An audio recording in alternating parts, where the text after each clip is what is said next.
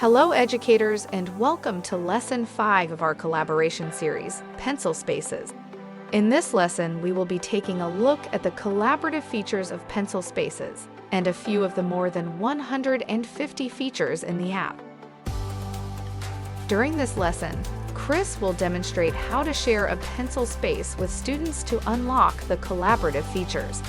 Then he will take you on a tour of the features, but not all of them since there are so many. But don't worry, we will have plenty of resources for you at the end of the lesson. Next, Chris will show you how to connect apps like Google Drive to make collaboration easier and more robust. And finally, we will be including a YouTube playlist for you to take a deeper dive into pencil spaces, as well as a list of tools we have put together for specific content areas to make them easier to find and use. And now we will turn it back over to Chris to take us through our lesson. Thanks, Alex. We're now going to take a look at our lesson on pencil spaces. Another whiteboard tool that allows our students to collaborate on their devices, project them into our CreateBoard, and work on their collaboration in real time. Let's launch Pencil Spaces and take a look.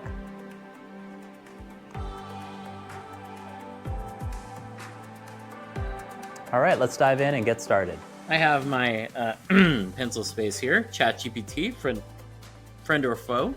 It's a question and we'll be discussing it in our board. So I can invite my students by making it public and copying the link and pasting it directly into Google Classroom, Canvas, Schoology, or whichever platform I'm using, or I can invite people independently. So once I've invited some people in,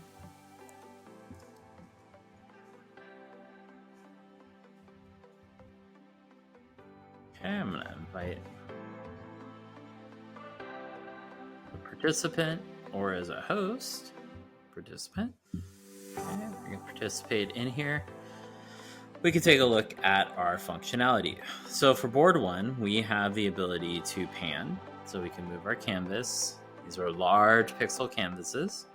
We have our pen, and we can increase the font size. This works really well on our LG CreateBoard. And what's your opinion? Oops.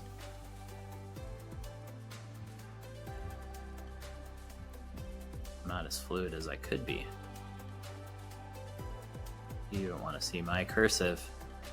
All right, so you've got what's my opinion, your opinion.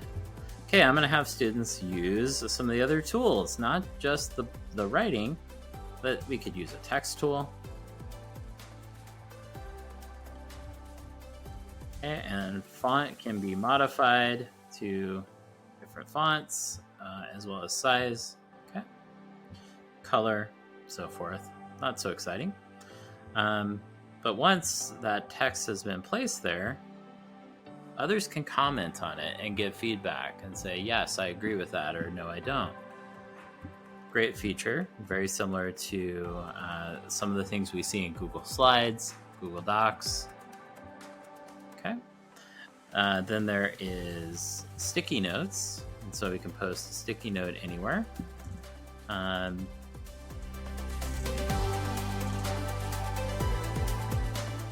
Okay, I'm just gonna cite all the textual evidence that people have out there.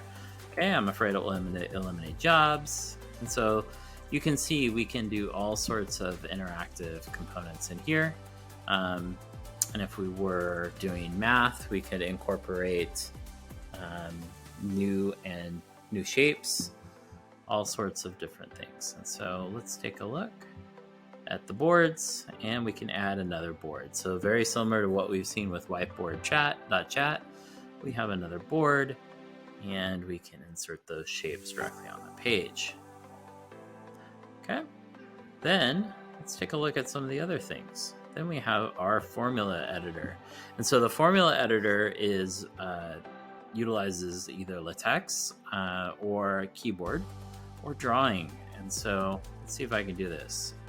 X equals 3 plus y. It's pretty basic algebra. But you can see up there it did. Done. It's going to insert it directly in here, and it can be increased. And so I could take this ostensibly and duplicate this across the board and have my students coming in and interacting and actually working on problems independently or collaboratively, depending on how many problem sets that I identify. So that's the basic functionality of pencil spaces. The other thing that I would add in is that there is real-time chat that can be monitored in here. There is also apps, and so the app functionality incorporates lots of Google tools, as you can see. So we can import from Google Drive, we can run an interactive poll, I can set a stopwatch, or more appropriately, a timer. And so students would see this across any board that they're working on. Okay. And start. Okay. And then there is chat with ChatGPT. Let's take a look at it. It's incorporating ChatGPT, new chat in there. Now that may cause some concern for some people, so I would not incorporate it into there. There's also Nearpod and math manipulatives, and so we can look at all the sorts of different resources to drop on our board and make our math that much more interactive. There's also, these are all pro tools, so many of these are free, or there's some free ones and many paid ones. There's a periodic table, graphic calculator, and other ones that are in there. So that's just a quick overview of pencil spaces. And as you can see, it's another great tool for your toolkit for interacting and collaborating with students with your LG CreateBoard, as well as their student devices, or even potentially having students come up and work independently if you have multiple CreateBoards spread across the space. Okay, as you can see, there's so many great features built into pencil spaces.